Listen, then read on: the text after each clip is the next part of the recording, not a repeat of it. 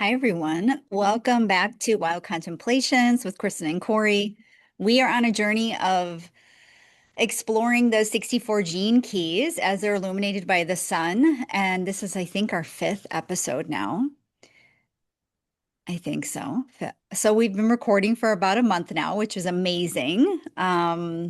And we're really happy to be here. So I am Kristin. I am a 1-3 emotional projector, Sun, Sag, Libra Moon, Pisces Rising. Cori, please introduce yourself. Thank you. Hello, I am Cori. I am a Cancer Sun, a Virgo Moon, and a Virgo Rising. I'm a 4-6 sacral manifesting generator. And yeah, we are on this adventure around the wheel. Last week, we were contemplating the sun in 51 with its frequency bands of agitation, um, initiative and awakening, and the Earth in 57 with its frequency bands of unease, intuition, and clarity. And so I thought we would check in with those two after we take a few breaths together. And then we will start our contemplation for this week of the sun in 42 and the earth in 32. So if it feels good to soften the gaze or close the eyes, maybe bring a hand to the body, the belly, the heart,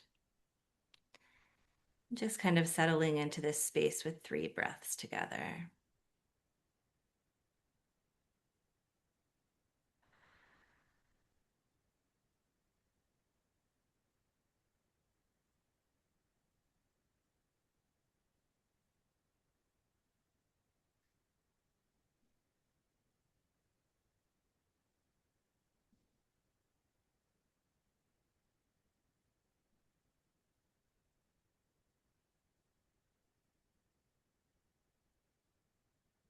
Mm.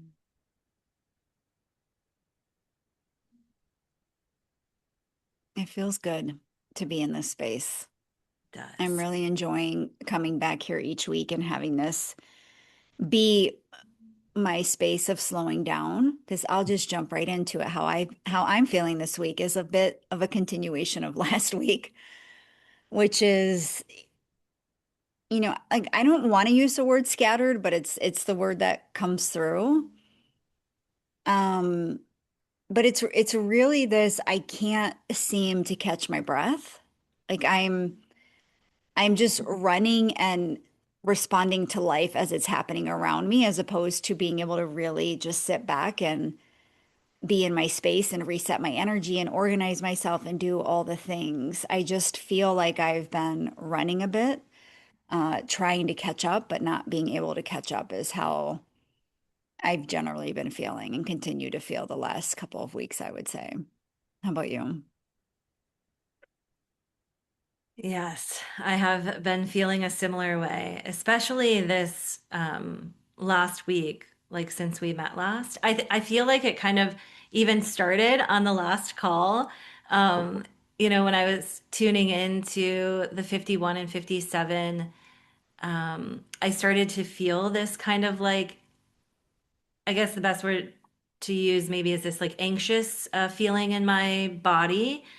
Um, and I've kind of felt it in different ways over this last week. Like for me, it's showing up as like there's a lot of things pulling me, yeah, in different directions. It feels like the energy is moving really fast, but my body is like not not matching up with that. It's really wanting more rest. Like there's just been days where I felt, yeah, like I've really been thinking about the agitation and unease. Like there were a couple of days where I just had this like little headache that it wasn't like anything massive or like I wasn't sick, but it was just this little unease and agitation in my head and just feeling, yeah, like tired. And even today, I was telling you before we started the call, but um, I had a situation with a dog and a skunk, and like uh, all of the things with that just kind of, yeah, started to feel like I couldn't catch up.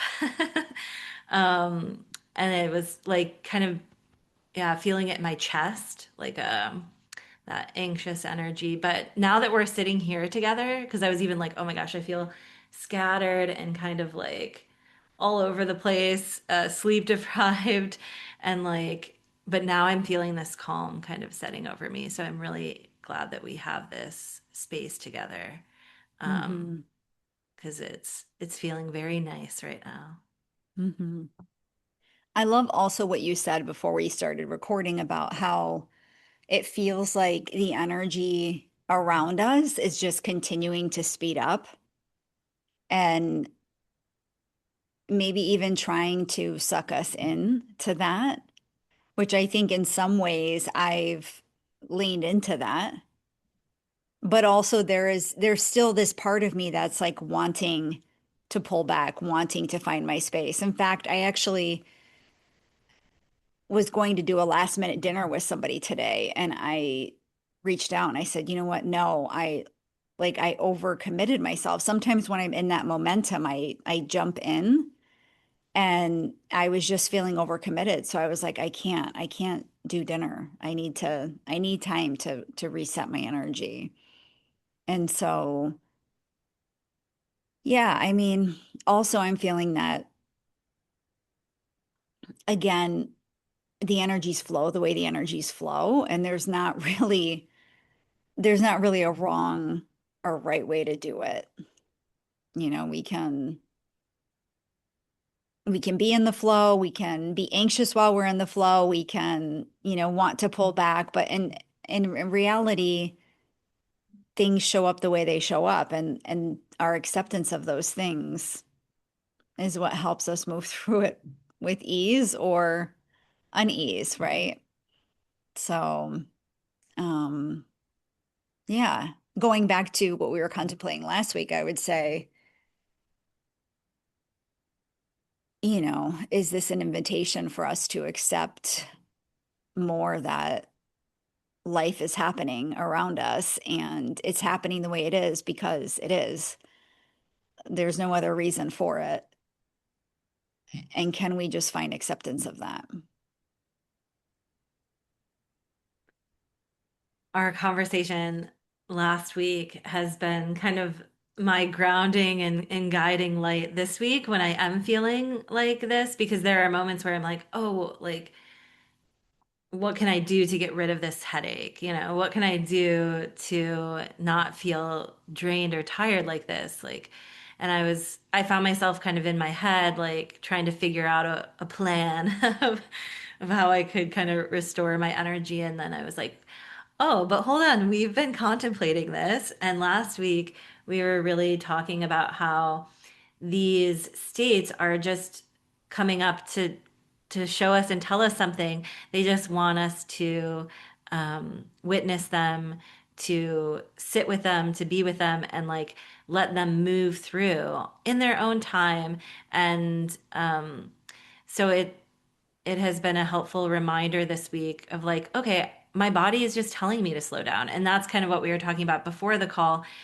I have felt this, um, I guess a message is the best way to describe it, that this time that we're moving into, things are going to seem like they're really speeding up. And like the energy is going to just feel like it's moving fast. And again, it can feel like it's kind of like pulling us in. And it is kind of tempting to like move with that. But the kind of feeling that I keep getting is that probably the best medicine right now is to slow down and to create the space to just, like that little headache, my body feeling tired, it's signaling that I need some rest. Like that, for whatever reason, my body is wanting to be nourished and listened to and taken care of. And so while my mind is like, oh, but I need to do this and I need to do that, and I could be doing this, and like, again, feeling that I could ride the wave of of the larger energy at play, because the 57 does really give this sense of like movement, and like, Mhm. yeah. So um, it's been a reminder to just like listen to my body and to be okay with like observing myself going through the process of like, oh, what's wrong? How can I fix it? But also, is there anything wrong? And maybe I'm just, Mhm. yeah, invited to slow down. Mhm. It makes me think of the fire horse energy.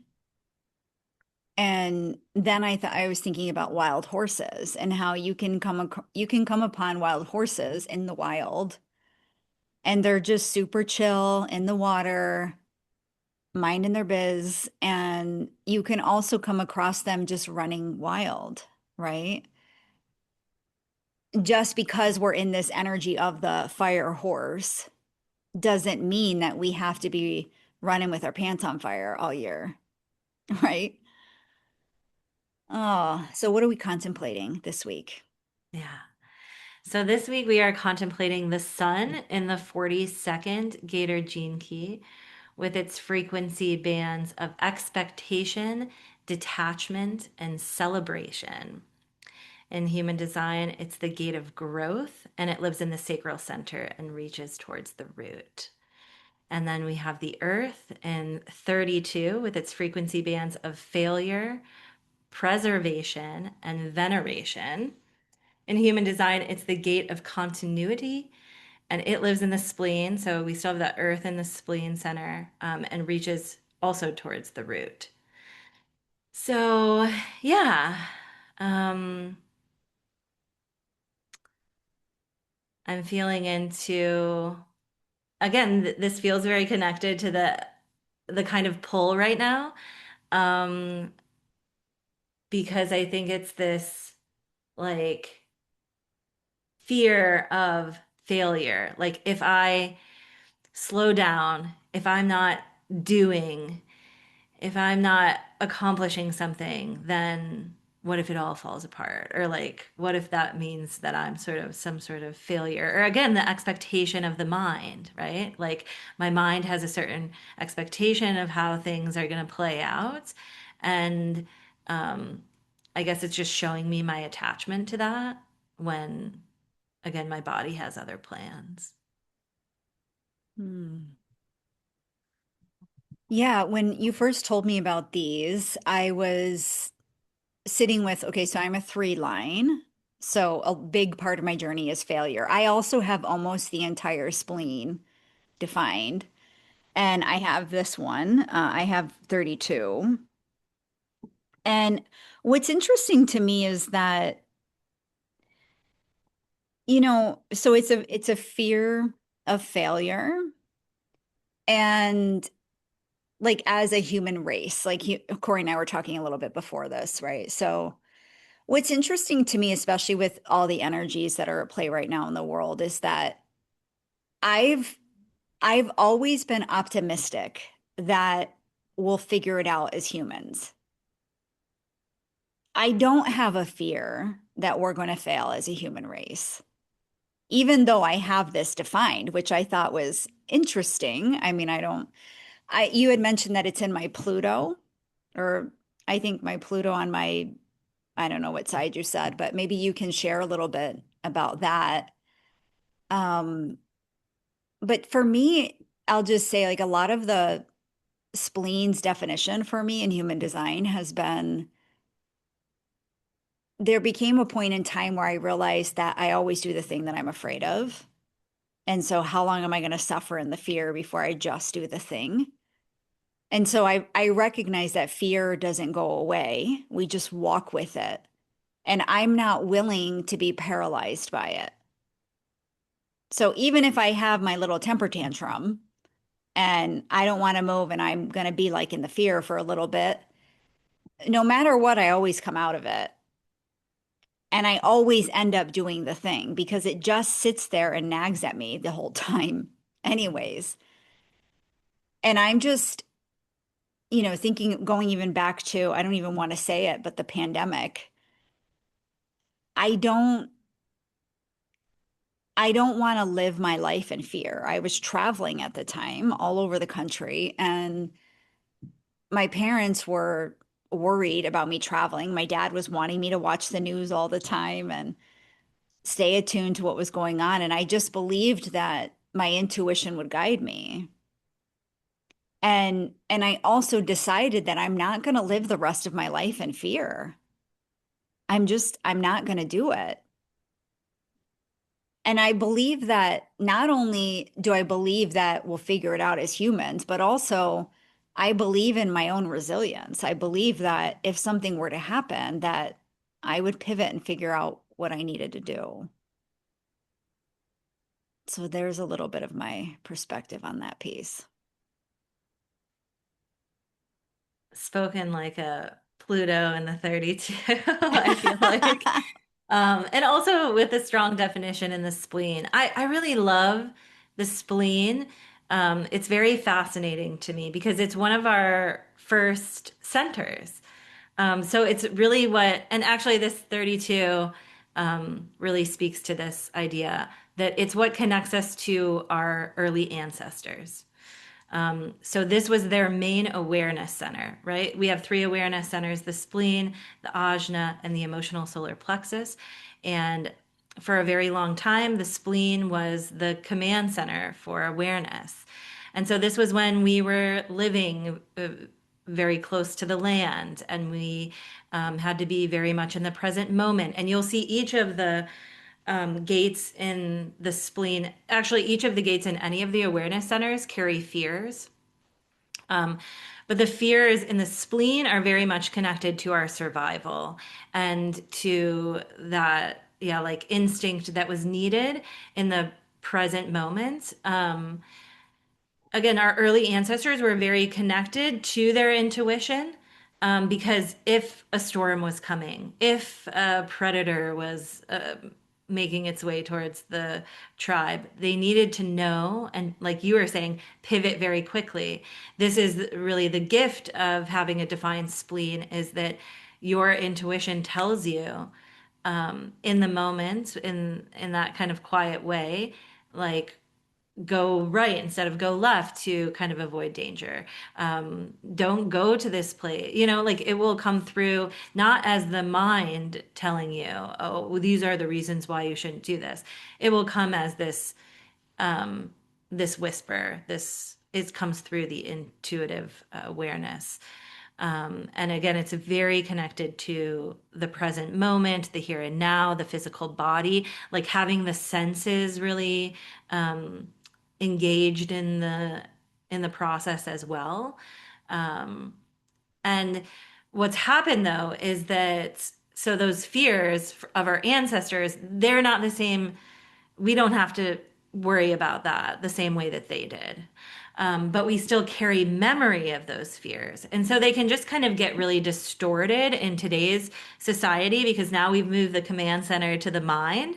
And so what happens a lot of times is the fears get filtered through the mind, which really runs with them and just creates these scenarios and yeah, like loops, and just can paralyze us and can keep us from moving through life with that like trust and inner knowing that in human design there's this idea that we have within us this kind of like compass or directional system that if we kind of relax the mind and allow it to just lead us and guide us, that we don't really have to worry. um, and yeah, so I think it's pretty fascinating how those fears get kind of distorted by today's society.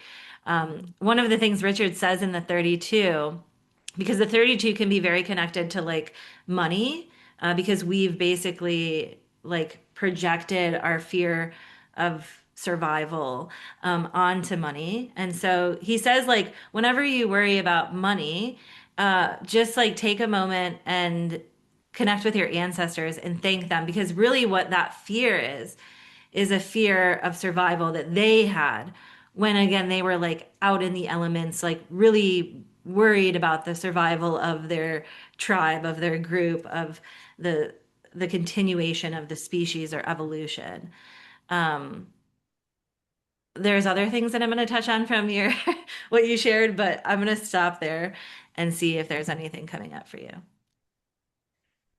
Yeah, actually, when you were just sharing about it being we know our first awareness center, um, or one of the first, I don't know if you said the first or one of the first, but um, it brought me to think about this line that we walk between instinct and intuition.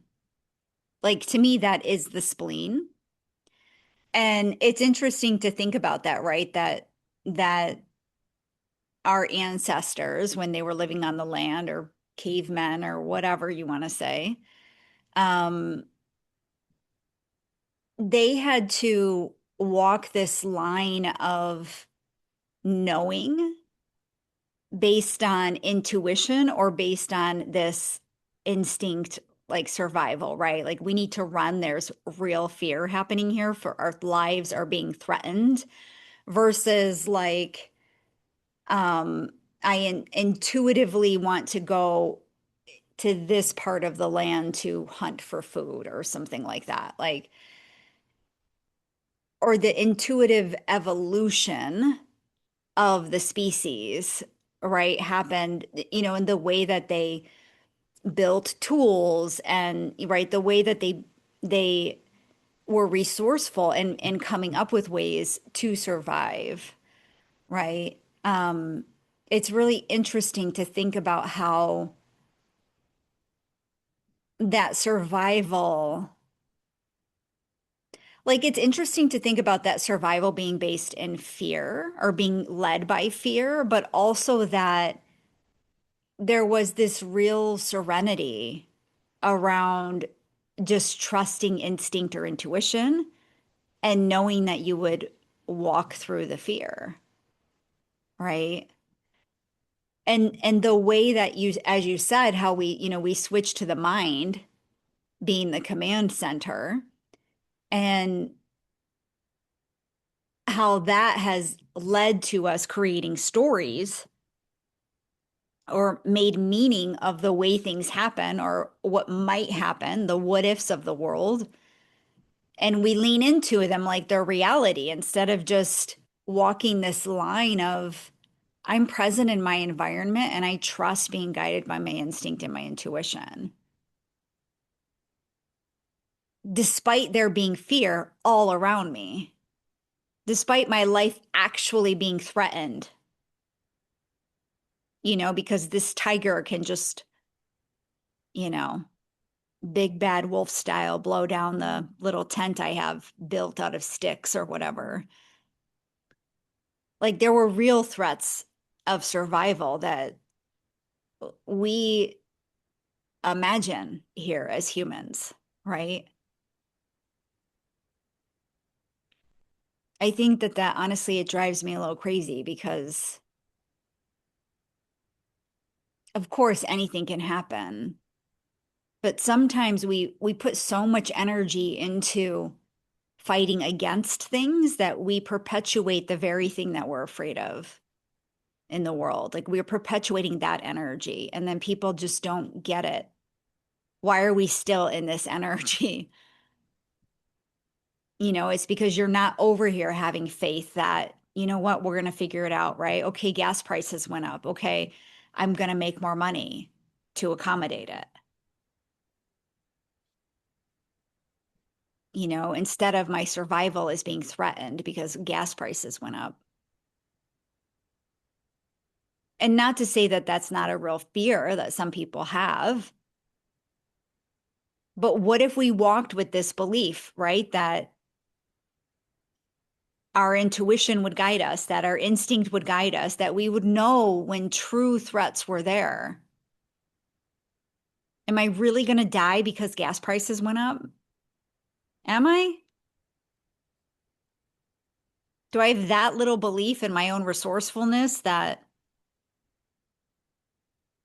I would just roll over and die if that happened? Like, not me. There's a little polarizing tangent for you. I love it. I do because yeah, I think you really bring up a good point, and that again, life was just so different in our earlier evolution, but we still carry that memory in our coding. Um, but it's there again to kind of give reverence to what came before us instead of like feeling it's kind of like they paved the way.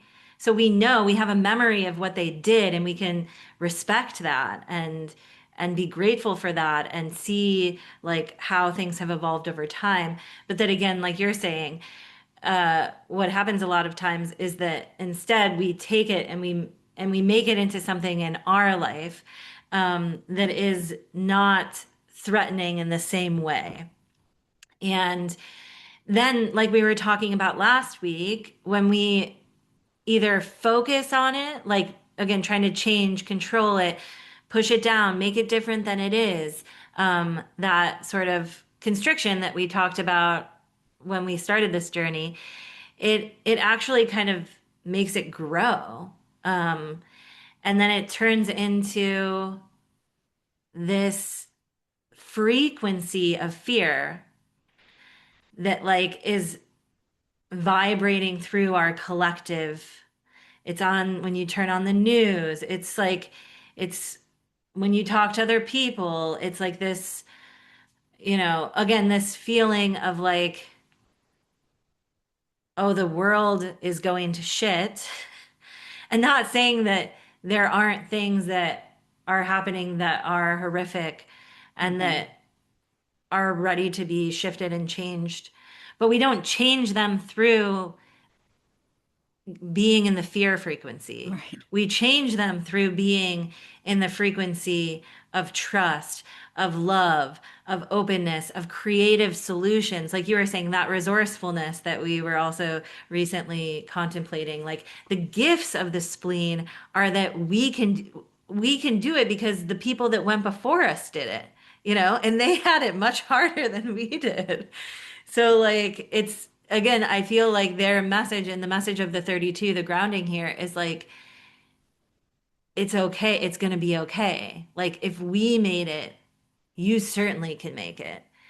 And it's more about again, preservation, right? Like to me, preservation is taking what works and like keeping that, but then getting rid of the stuff that doesn't. And the stuff that doesn't, again, is that like fear that we just don't need to have anymore because and it's not applicable to our life now. And the gift that we have in that is the intuition that has been honed over thousands and thousands of years.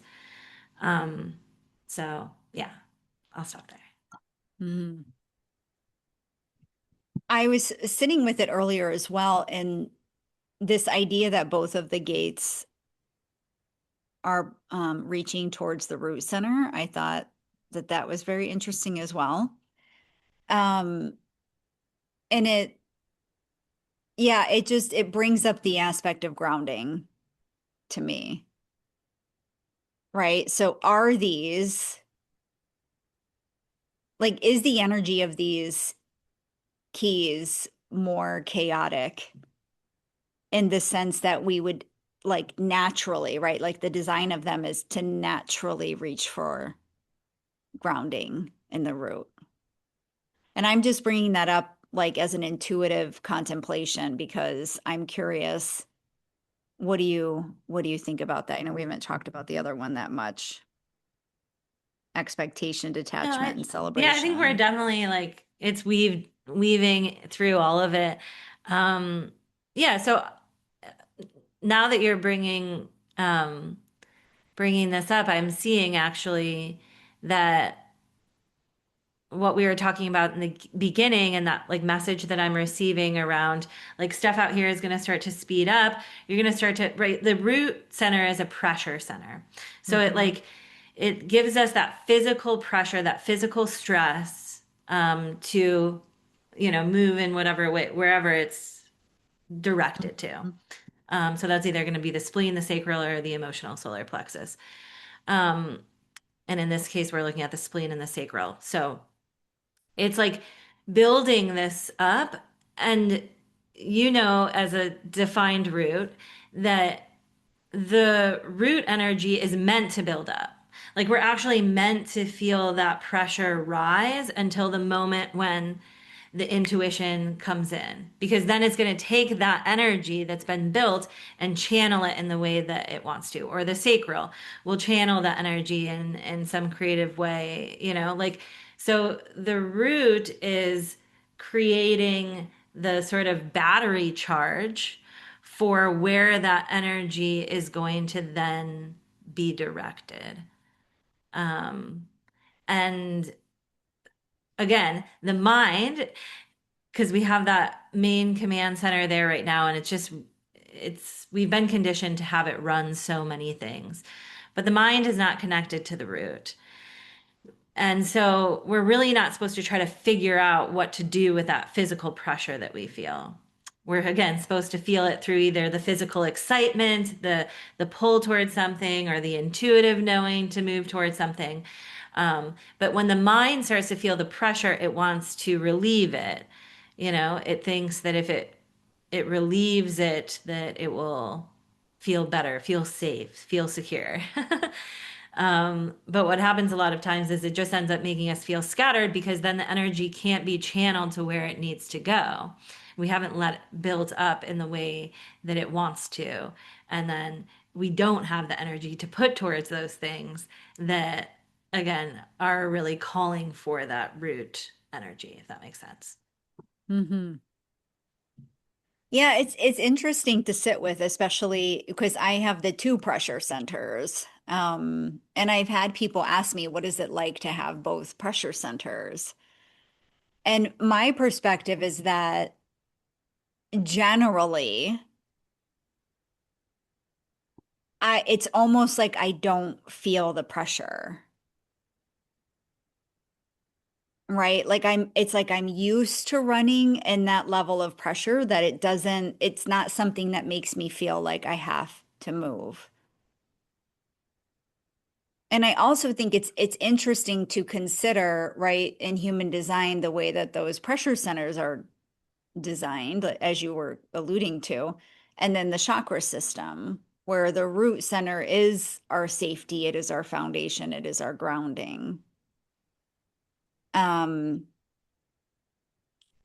yeah, and I just think it's really interesting to think about this line between I'm feeling pressure or stress in the root center,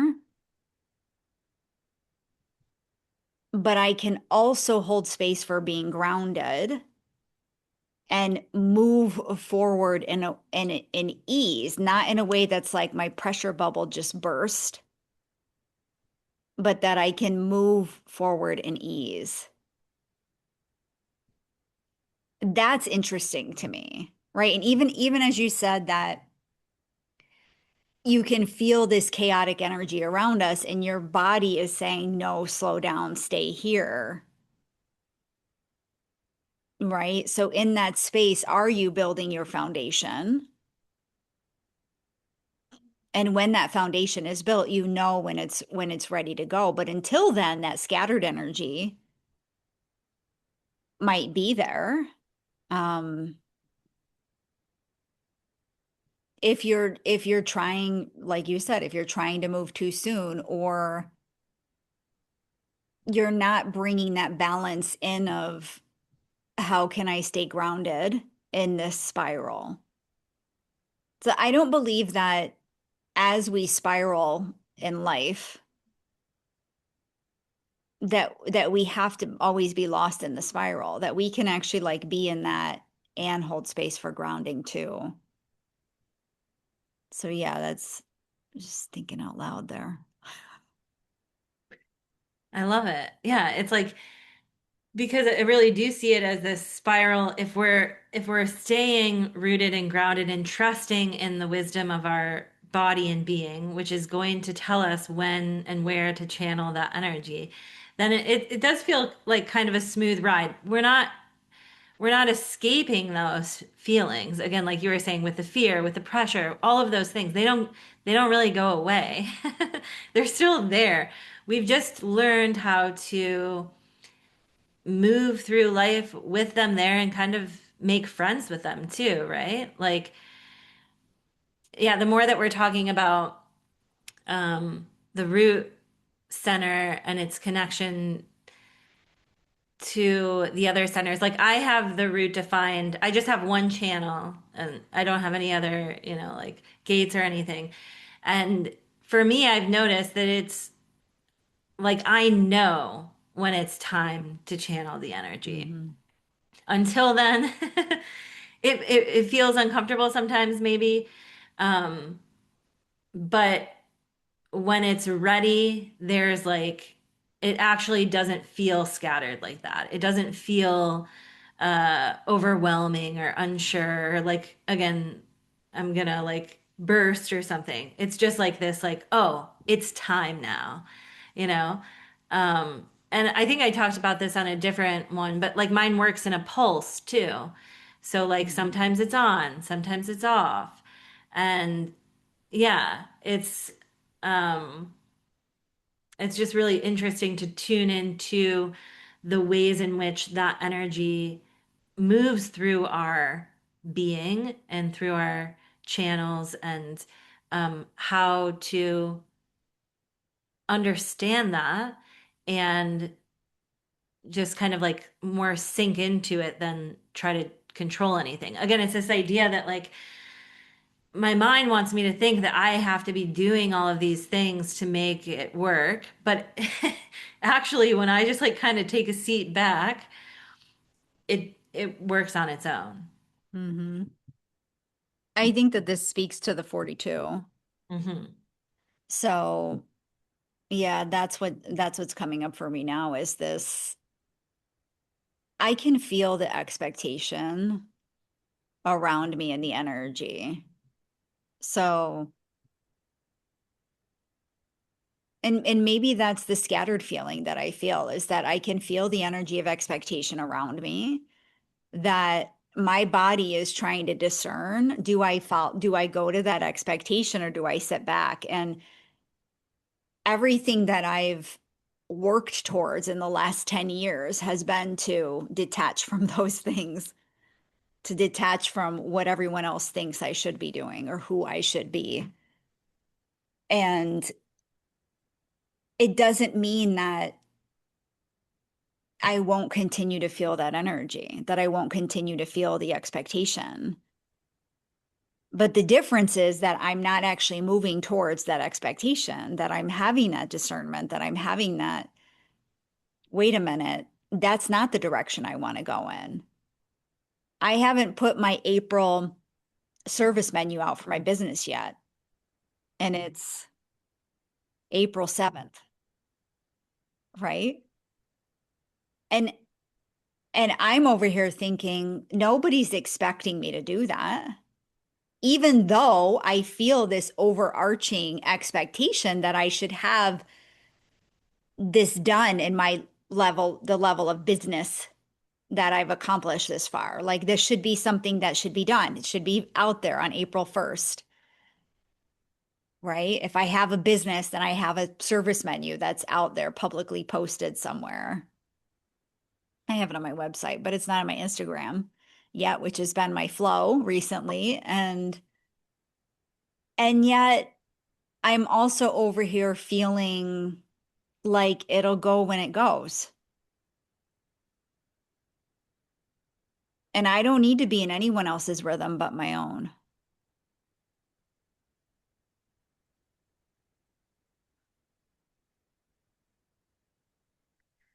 Absolutely. I was just clapping because I'm like, yes, that's it.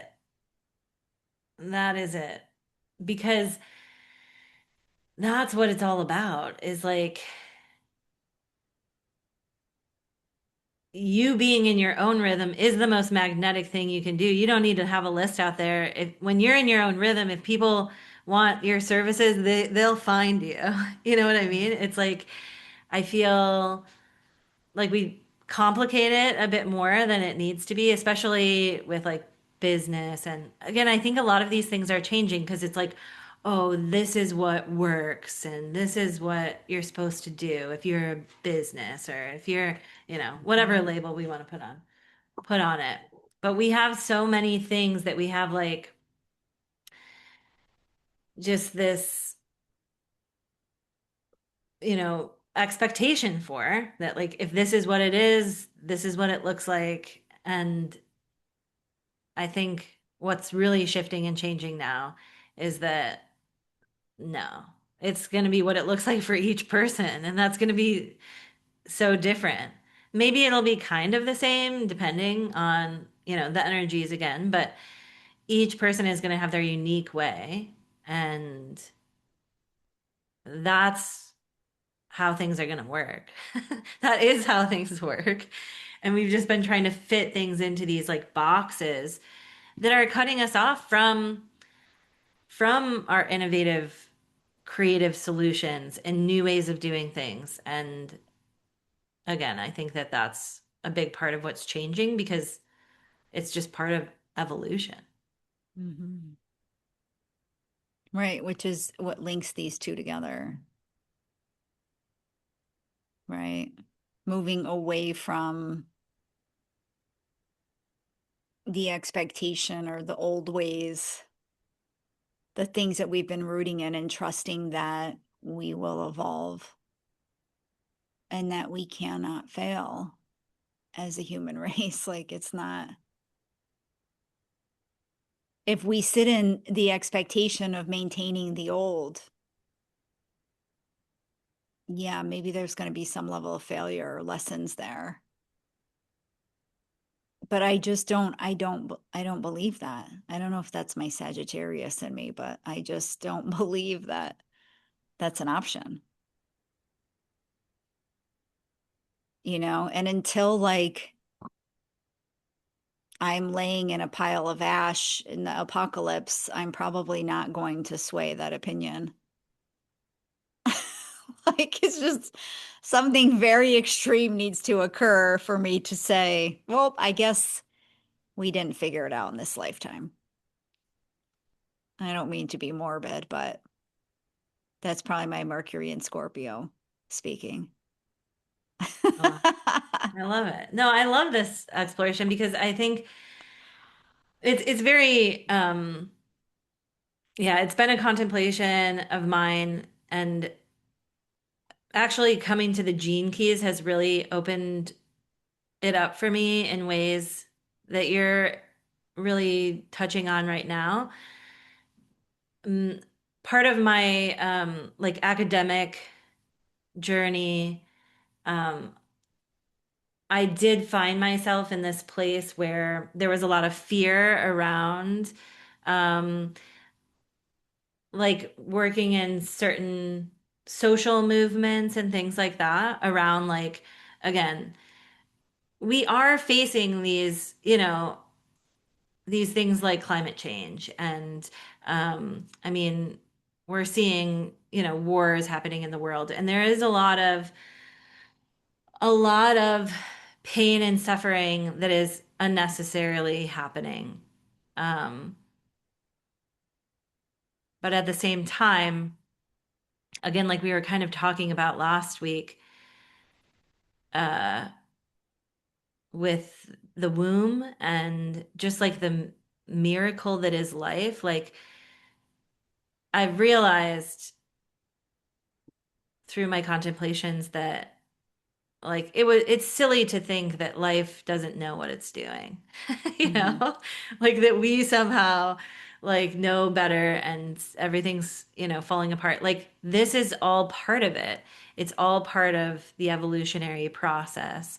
And of course there are things that we can look at and say that we want to change. But the only way that those things are actually going to change is just through us knowing ourselves deeply and again like accessing the fullness of our expression, which then finds the creative solutions and the new ways of being and all of those things to move forward. But we're going to move forward regardless. And even if there is just, even if our species were to end, like this earth will not, and other life forms will go on. And like we are also connected to all of that. So it's, there's no, yeah, there's no failure. There's no ending. It's Hmm. just a, if anything, just a changing of perspective and perception and dimension and all of those Hmm. things. Yeah, I've spoken about this in terms of like some of the natural disasters, and that sometimes we witness these devastations of areas, whether that's from forest fires or extreme hurricanes, and the damage that they do is just insane, right? And what happens when these things occur? Humans come together.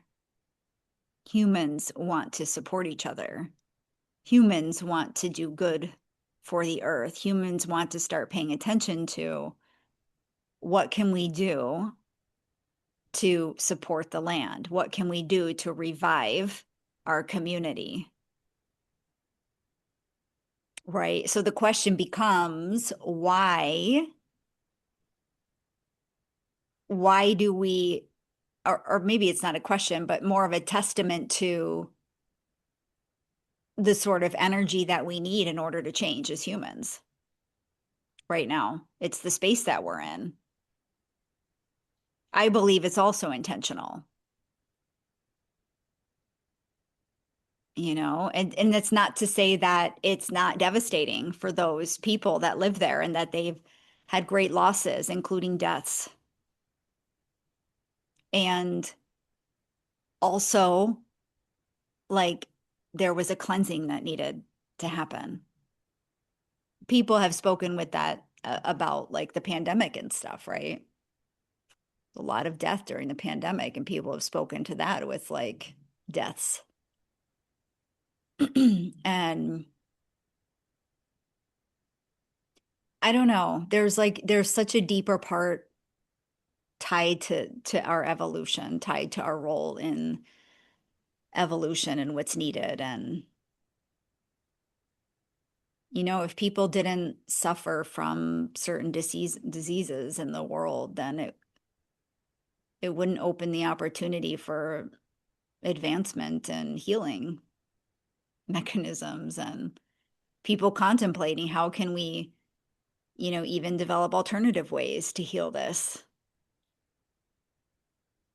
It's all tied together. It doesn't mean that it goes without suffering, but going back to what I was going to say, the question, then becomes how do we allow this evolution without creating so much suffering for ourselves?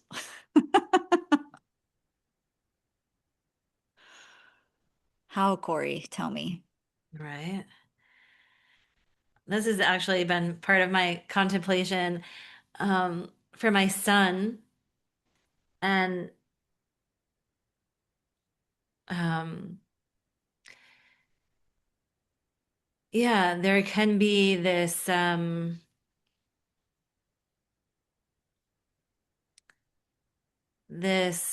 what in the Sage's Golden Path retreat that I'm doing right now. Richard's like releasing some of the lines from his book. That's kind of like his take on the I Ching. And so my specific line is called the stigmatic, and it's like the exquisite pain of not being able to do more, to like end the suffering.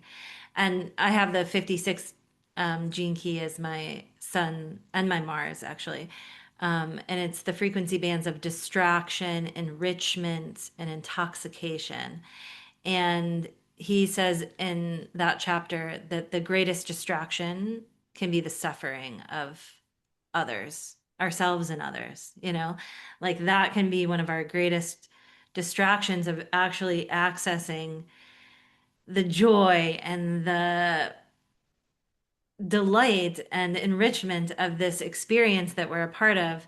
Um, and in ways, I feel like it's like we kind of talked about this a couple of weeks ago, maybe.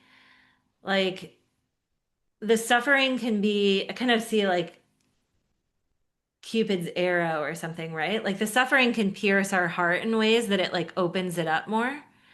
But I think there can also be like an addiction to suffering too. Yes.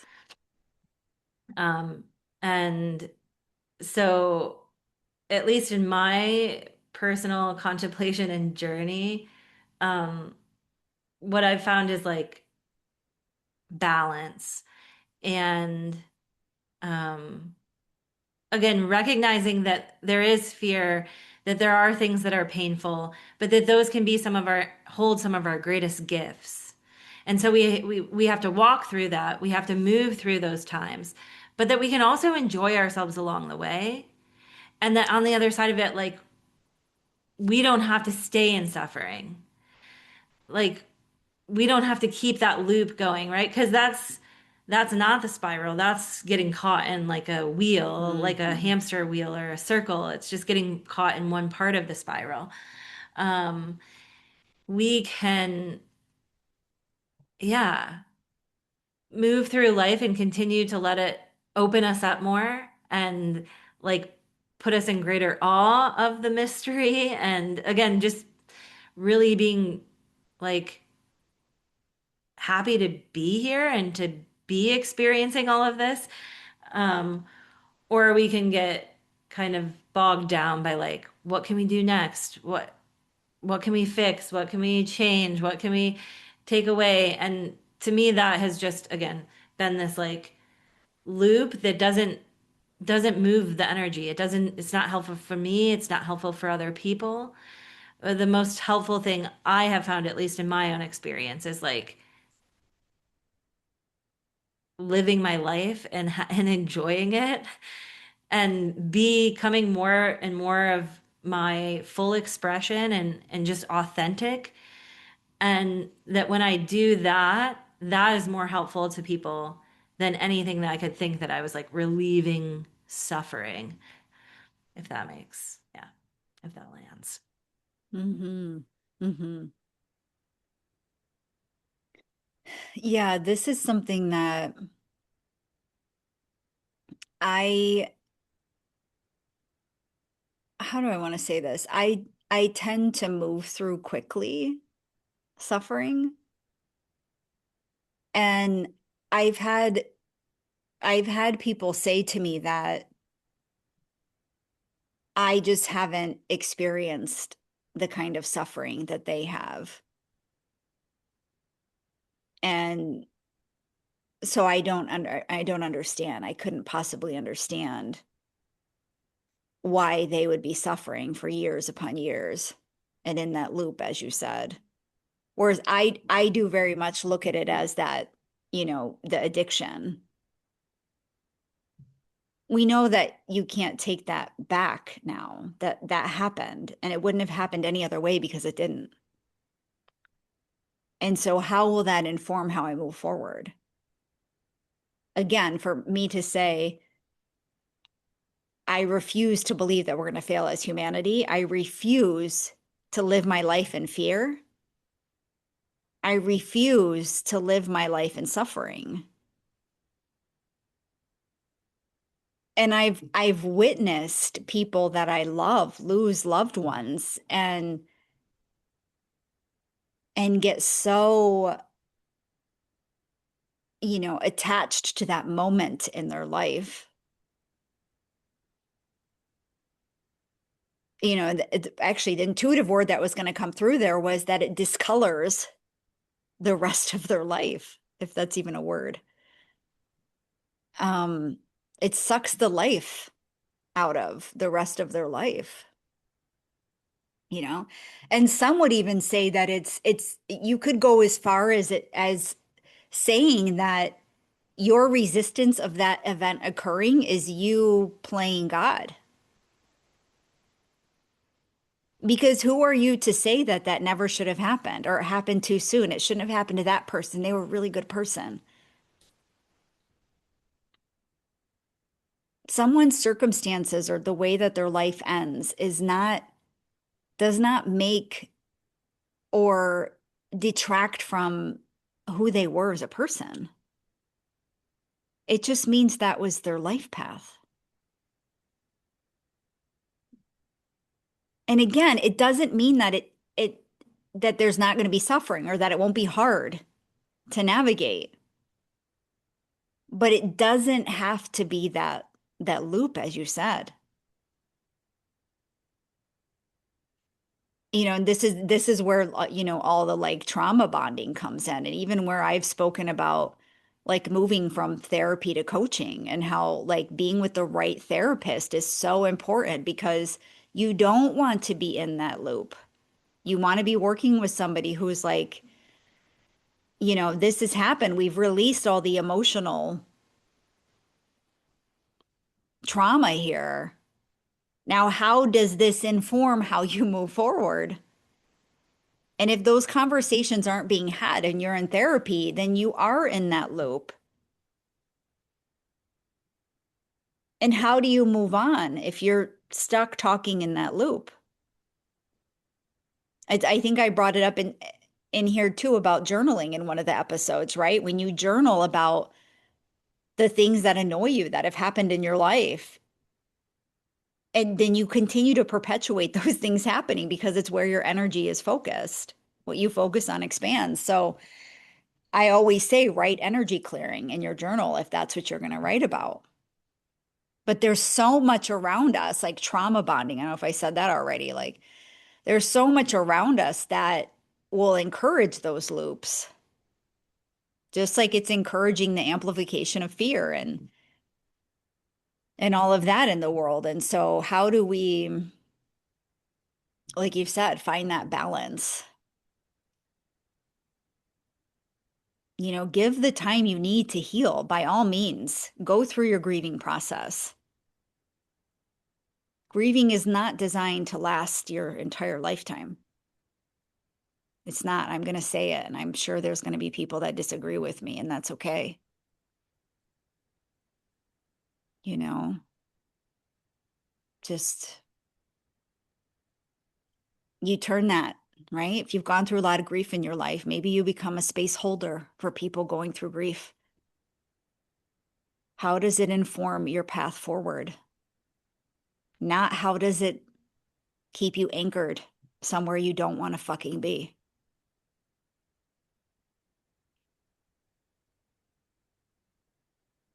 This is the 42.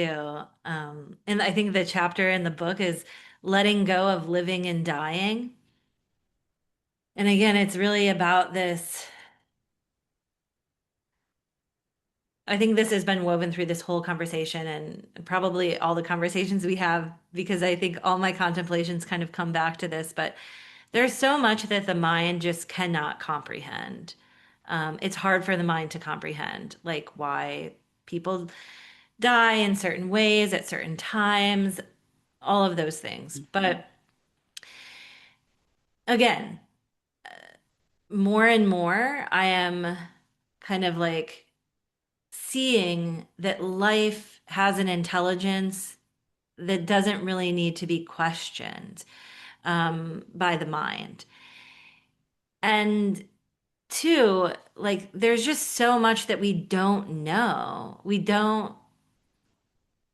can't know like what happens after death. Like all of us in human bodies right now at least are going to die. Uh, that's part of being the human experience. So, it's, I think we just have this really sort of distorted relationship with it in our society that's like somehow trying to get out of here without dying, which is like is not possible at least at this point in time. in this human form. I'm someone who believes that, you know, that we are infinite energy and that there's much more beyond just this human form. Um, but we don't need to go into all of that right now. But essentially, like all of us coming here, death is inevitable. Um, and so I think it's much less about like, oh no, we don't want to die, or when are we going to die, or how are we going to die, or like trying to control that sort of stuff, and more about just immersing ourselves into the experience that we do have. And again, trusting it along the way and seeing that, like, okay, yes, maybe somebody left our lives, but they're in the physical form, but they're still there in so many others. Actually, I at least have found I just had like a pretty uh yeah potent Pluto transit to my sun and Mars for a few years. And so I really experienced like some um deepening of my relationship with death and like some of the closest like soul connections in this lifetime. And what I've recognized is like yes, they are no longer here in that form that I was, you know, used to seeing them in, but I see them in so many other, I see them more now than I did when they were here. Um, and again, like you said, that, you know, having that experience happen could take us on this journey that like is so far reaching. I think about, you know, just so many different things. You know, maybe you're doing something for research and that type of disease, or maybe you're like starting a nonprofit that supports people with, you know, the same thing that your loved one died from or struggled with. You know what I mean? There's so many ways that that legacy lives on. And I think that's the veneration too, right? Like, Mhm. that death in the physical form isn't final. It's just a change. It's a transformation. So it's not like that being isn't still with us or a part of our lives. It's just that the way that we connect with them changes. And there's so many ways to connect with them. Um, yeah. So, Mhm. And it doesn't mean that our purpose evolves into attending to the reason or energy behind their death. It could be carrying the energy of them with you, right? Like their spirit, their, joy for just being out in the sun or gardening or, fishing and the way they lost themselves, like in front of a jukebox or like whatever it is. It can be that too. It's a celebration of who they were in life, not how they died at the end. exactly. I love that because that's what it's about. And that's what I think about. Like, you know, I mean, so often they do call like memorials and funerals like a celebration of life, right? Um, but then maybe there's not fully that celebration there, but that's what we're really like wanting to do. I feel like underneath it all, we just want to celebrate that life. And like you said, there are just so many ways to do that. And it's more about celebrating, yeah, like what you loved about that person Yes. and what they brought out in you, what they reminded you of, like the reasons that you're sad that they're gone, you know, because of the person that they were, what they brought to your world. You can have those still, um, and celebrate that always in your day to day. Yes. We need a revamp in the funeral industry. Can someone Yeah. listening to this please take that and run with it? Oh, I wrote down what you said. Life has an intelligence that doesn't need to be questioned by the mind. That was so powerful. So I think we're here at our time today, Cori. Do you have anything else that you'd like to add into the space?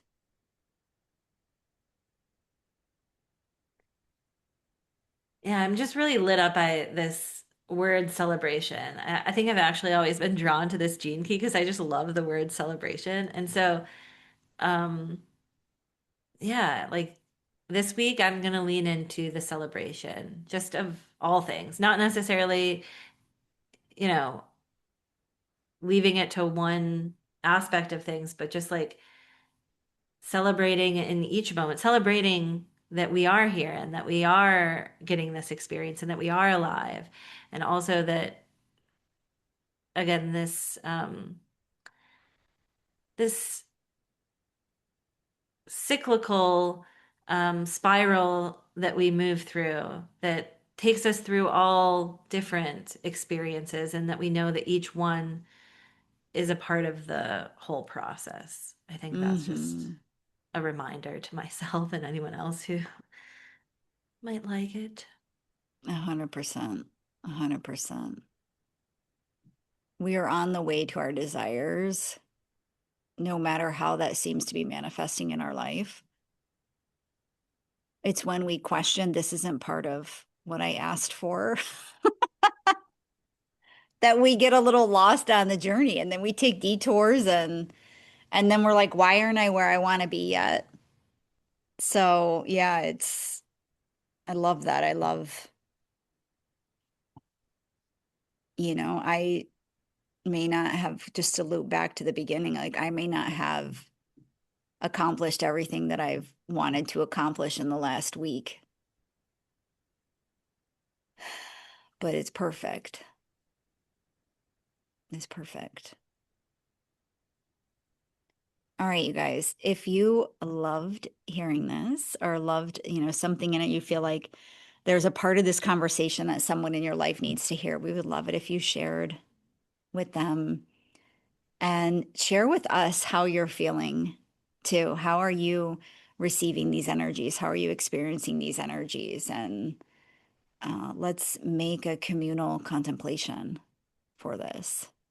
So, thank you for being here. As always, we will see you next week.